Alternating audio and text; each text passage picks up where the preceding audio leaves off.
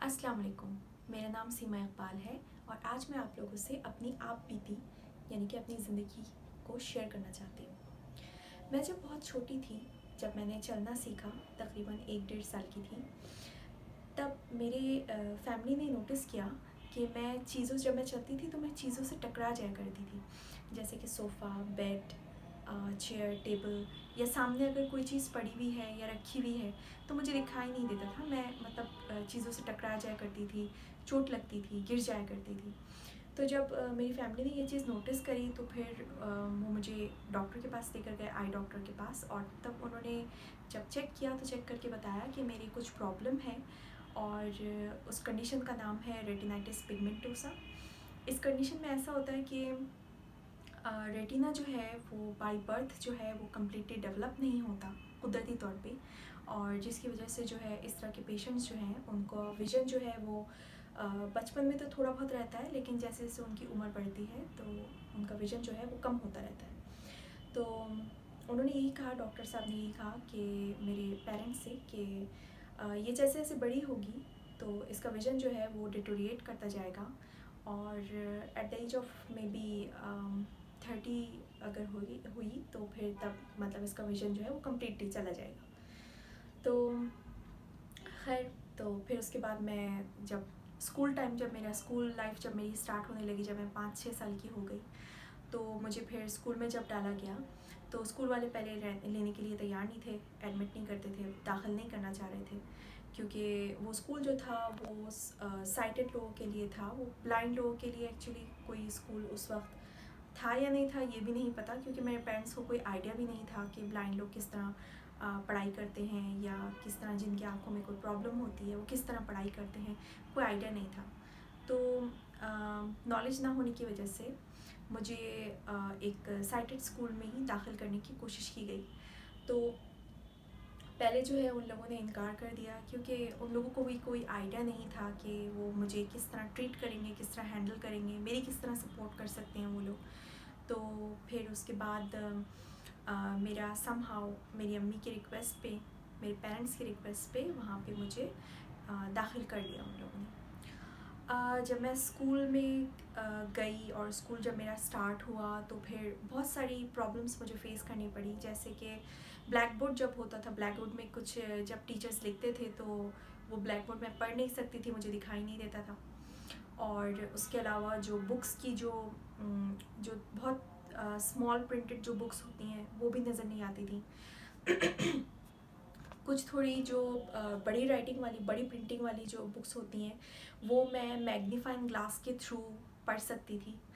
और लिखने का ऐसा था कि मुझे थोड़ा बहुत सूरज की रोशनी हो या एकदम डायरेक्टली लाइट के नीचे अगर मैं बैठती थी तो बहुत करीब से कॉपी को लेकर तो मैं लिख सकती थी, लेकिन जिस तरह एक नॉर्मल इंसान लिख सकता है उस तरीके से नहीं। तो मेरी एक टीचर थी, उन्होंने मेरा बहुत सपोर्ट किया। वो मुझे सारा कुछ याद कराती थी, जो बुक्स होती थी वो मुझे पढ़ के सुनाती थी, जो लेसन्स होते थे याद करने वाले, मेमोराइज़ करने वाले, वो मुझे बार बार कई मरतबा पढ़ के सुनाती थी। तो क्योंकि अल्लाह ताला ने मुझे बहुत अच्छा ब्रेन दिया था तो उसके थ्रू कुछ कई मरतबा 3-4 मरतबा सुनने से मुझे चीज़ें जो है वो मेमोराइज़ हो जाया करती थी। इस तरह मैं पढ़ती थी। और उसके बाद फिर समहाउ मैंने इसी तरह जो है वो अपनी स्कूल लाइफ कंप्लीट करी और क्लास 5 तक मैंने स्कूल में पढ़ा। और उसके बाद फिर मैं कंटिन्यू नहीं कर पाई, क्योंकि क्लास 6 से जो है वो थोड़ी हायर स्टडी स्टार्ट हो जाती है, तो वो स्कूल वाले जो हैं उन्होंने फिर इस चीज़ को अलाउ नहीं किया। कट। अस्सलाम वालेकुम, मेरा नाम सीमा इकबाल है और मैं आपको अपनी ज़िंदगी की कहानी बता रही थी। पिछली वीडियो में मैंने आपको अपनी स्कूल लाइफ के बारे में बताया था। उसके बाद स्कूल छोड़ने के बाद मेरी तकरीबन 12 साल जो है मैंने अपनी ज़िंदगी घर पे कुछ ना करते हुए इसी तरह बिताई। लेकिन मेरे दिमाग में हमेशा एक चीज़ चलती थी कि मैंने कुछ ना कुछ करना है। तो इन 12 सालों के दौरान मैंने जो है सबसे पहले जो है मेरे दिमाग में आया कि मैंने कुछ करना है, तो मैंने सिलाई सीखना शुरू किया। हालांकि मुझे दिखाई नहीं देता था, लेकिन फिर भी मैं छोटे छोटे टुकड़े कुछ लाकर टेलर के पास से, जो वेस्टेज होता है उन लोग का, तो वहाँ से मैं लाकर मैंने उसको कटिंग करना खुद ही, किसी ने मुझे कुछ सिखाया नहीं, खुद ही मैंने कटिंग करना। और फिर उसके बाद जो है मैंने उसको डॉल्स जो होती हैं, डॉल्स के कपड़ों को जिस तरीके से बनाया जाता है अपने ही ब्रेन को यूज़ कर कर के फिर उसके बाद मैंने उसको बनाना जो है वो शुरू किया। हाँ, लेकिन सुई में धागा डालना जो है वो तो मेरे लिए पॉसिबल नहीं था, तो उसके लिए मुझे किसी न किसी की हेल्प लेनी पड़ती थी, कभी मेरी अम्मी, कभी कोई और जो कलर मैचिंग होता है, जो कलर्स होते हैं उसको मैच करना, तो वो फिर उसके लिए भी मुझे हेल्प लेनी पड़ती थी। लेकिन मैं समहाउ मैंने सिलाई सीखी, जैसे कि लेसेस लगाना ड्रेस में, या शर्ट्स में बटन लगाना, कमीज़ में बटन लगाना, और भी छोटे छोटे जो काम होते हैं हैंडवर्क के, वो मैंने सारे खुद ब खुद अपने, मतलब सिर्फ मैंने कुछ सीखने के लिए कि मुझे कुछ सीखना है तो मैंने इस तरह किया। फिर उसके बाद कुछ दिनों के लिए मैंने एक इंग्लिश ट्यूटर को मेरी अम्मी ने अपॉइंट किया, तो फिर मैंने कुछ दिन इंग्लिश पढ़ी, क्योंकि मुझे पढ़ने का बहुत शौक़ होता था। तो कुछ दिन मैंने इंग्लिश पढ़ी, तकरीबन मेरे ख़्याल से शायद 6 महीने या साल भर होगा। फिर उसके बाद उन टीचर ने मुझे और पढ़ाया नहीं, उन्होंने बोला कि वो और नहीं पढ़ा सकते। फिर उसके बाद मुझे जो है वो मेरे कुछ कज़न्स और मेरे भांजा भांजी जो हुआ मैंने थे, तब वो लोग छोटे छोटे थे, तो मेरी जो कज़न्स थे और मेरे जो छोटे छोटे भांजा भांजी थे, उनको मैंने ट्यूशन पढ़ाना स्टार्ट किया।